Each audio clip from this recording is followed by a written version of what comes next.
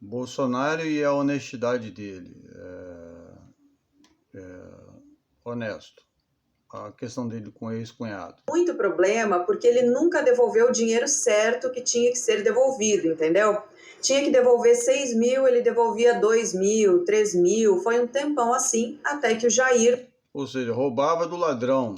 Ladrão que rouba ladrão tem 100 anos de perdão. Acho que tem uma poesia assim, não tem? Pegou e falou, chega, pode tirar ele porque ele nunca devolve o dinheiro certo. Ela então aí falando do esquema que o irmão dela ganhava, recebia e tinha que devolver quase 90% do salário, que era 6 mil reais, e o irmão dela não devolvia, por isso foi eliminado do esquema. Esse André, então, é o irmão da Andréia, ex-cunhada. Ele foi assessor do Bolsonaro entre 2006 e 2007 e foi exonerado. Mas tem um outro camarada aí também, um tal de Hudson. A ex-cunhada também fala de um tio Hudson, que era quem levava e buscava ela no banco para pegar o dinheiro. O Guilherme Hudson, segundo a Andréia, era quem recolhia então o dinheiro dos salários, e ele é coronel da reserva do Exército. Lavareda, nesse trecho, ela diz o nome do presidente. Esses áudios, claro, ainda vão ser investigados. Na verdade, eles fazem parte de uma investigação do Ministério Público, mas ela também diz que sabe muitas coisas e, nas palavras dela, ela pode ferrar a vida da família toda. A família Bolsonaro empregou 18 parentes da Ana Cristina Valle, segundo a mulher de Bolsonaro. Quando o advogado foi informado sobre as gravações, vocês vão lembrar do advogado, é o Frederic Wassef, aquele que tem aquela... Better Call Wassef, né?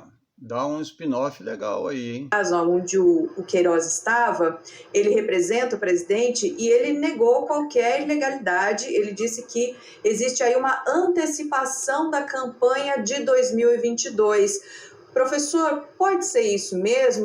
Essas denúncias podem implicar na campanha? Tem como o professor responder isso. Mas vamos ouvir o professor. Olha, Gabriela, essas denúncias, se elas são de um lado novas, não é? Porque agora pela primeira vez atingem diretamente a figura do presidente. Antes as denúncias alcançavam o seu filho, né, no Rio de Janeiro.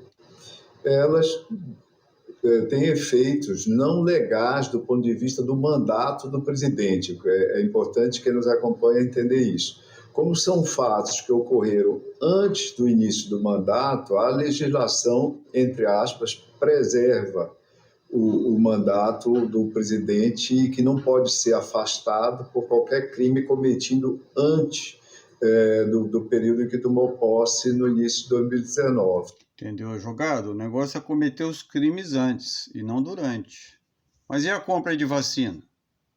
Como é que fica a compra de vacina? Agora vamos ver uma rádio bolsonarista, hein? A Jovem Pan, hein? Olha lá, Jovem Pan bolsonarista. $1 Paulo, por dólar. Primeiro ponto, cai por terra a narrativa que a gente estava ouvindo do governo e dos defensores do governo nos últimos dias, né? Não tem nada de errado, não existe corrupção nenhuma. Estão inventando completamente, nem teve pagamento, não tem nada de suspeito no contrato com a Covaxin. Ora, se não tem nada de suspeito no contrato com a Covaxin, não precisava ter cancelado, saído desse contrato, como fez agora, reconhecendo, portanto, que sim, há algo de suspeito. Se não tivesse, o dever era manter, porque são vacinas, é algo que interessa ao Brasil. E agora são várias acusações simultâneas de diversos processos de negociação. Você está falando muita verdade, meu filho. Você vai ser mandado embora da Jovem Pan, hein?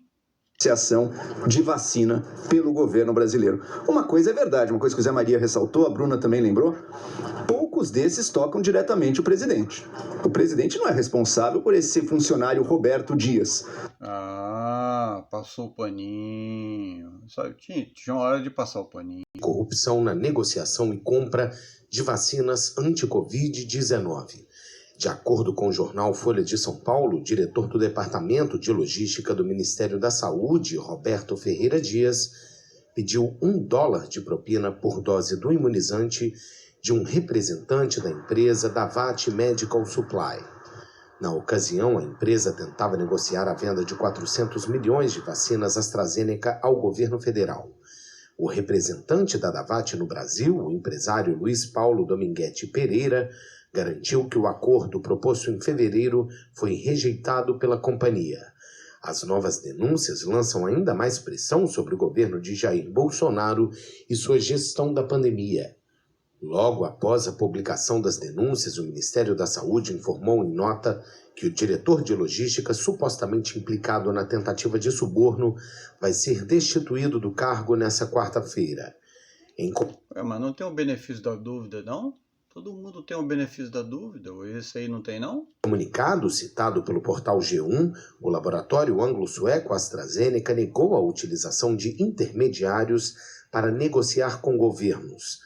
O caso revelado pela Folha se soma a outras denúncias de irregularidades investigadas por uma comissão parlamentar de inquérito instaurada pelo Senado para apurar o fracasso da resposta do governo à pandemia.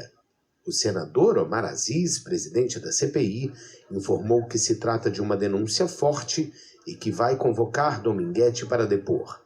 O Brasil é o segundo país do mundo com mais óbitos pela Covid-19, com mais de 500 mil de mortos. Financiando 30 milhões de doses da Coronavac com uma empresa que faria a intermediação. Vamos assistir.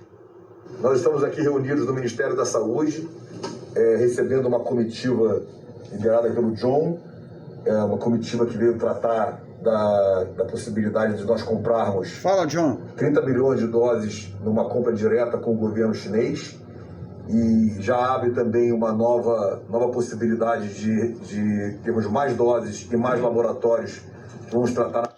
Pazuello, você não falou lá na CPI que não negociava nada com ninguém, que você diretamente jamais? Você até deu um esporro no Renan Calheiros, falou que ele devia saber disso, que o ministro não negocia.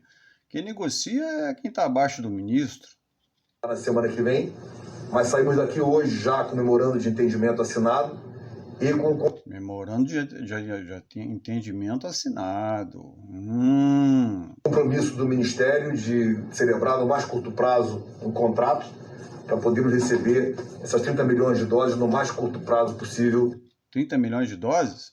Para atender a nossa população e conseguirmos controlar a pandemia que está tão grave no nosso país. Muito obrigado, John. Muito obrigado, ministro. Apertou a mão aí, ó. Aí, R$1 por dose. Pela oportunidade de nos receber também. Como empresário, eu acho que sempre... Empresário. Aí, ó. Pazuello. Com tanta porta aberta que o ministro nos propôs. É muita porta aberta, né? Eu acredito... Para Pfizer. E para Pfizer? Tudo porta fechada. Até o e-mail da Pfizer foi tido como spam. Bloqueado como spam. Pfizer não. Pela metade do preço, não. Covaxin pelo triplo do preço, R$1 por dose, aí vai. Nós podemos fazer essa parceria por um longo e duradouro tempo para vários outros. Longo e duradouro tempo, hein? Produtos, inclusive, se necessário, tá? Mas vamos focar na pandemia, o que nós pudermos ajudar. Focar na pandemia para a gente ganhar dinheiro agora, né? Se estiver dentro do nosso alcance, estaremos à disposição da Vossa Excelência. Tá? Muito obrigado, João. Muito obrigado a todos. Obrigado. Moral da história: governo desonesto, safado, ladrão de vacina, sonegador. Bolsonaro não para de agredir mulher, usava dinheiro para comer gente do auxílio moradia. Perguntou para a repórter se ele trabalhava na Vila Mimosa, para outra ele perguntou se chamou de quadrúpede, a outra lá ele chamou de imbecil, de não sei das quantas, a Maria do Rosário ele não pegou porque é feia, não estupra porque ela não merece e tal. Esse é o Bolsonaro, esse é o cara que é o representante da tradicional família brasileira. Ainda bem que eu não faço parte dessa tradicional família brasileira, porque se você fizer um episódio e botar a grande família e tiver um cara desse aí, Acho que Agostinho cola nele até para pegar umas manhas, para aprender com ele, né? O cara, além de tudo, o cara pescava em lugar que não podia pescar. Assim que assumiu a presidência, demitiu o fiscal que multou ele. Ou seja, o cara é um 71, desonesto completo, total, entendeu? E quando pintou, tem um trecho que ele fala, que não queiram a cadeira dele, não queiram essa cadeira, perdi minha paz com essa cadeira. Por quê? Porque ele vivia de pequenos golpes, pequenas rachadas, né? Rachadinha, na verdade é peculato, é roubo de dinheiro público. É o que vocês acabaram de ver ali. O cara que o cunhado recebia tinha que devolver e não dava. Ou seja, ladrão que rouba ladrão ali, entendeu? E você viu ali o Pazuello negociando com o Mr. John ali, vacina superfaturada.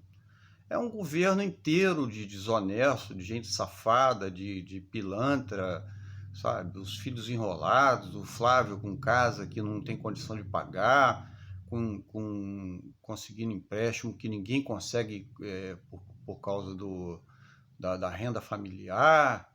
É o outro lá envolvido lá no gabinete do ódio, o Carlos Bolsonaro. É o outro lá, o Bananinha lá, fazendo vídeo armado em hospital. Meu Deus do céu. Se chamar isso de família Adams, a família Adams processa a gente. É o Bolsonaro. Família Bolsonaro. É a tradicional família brasileira. A sua, a minha não. A minha não.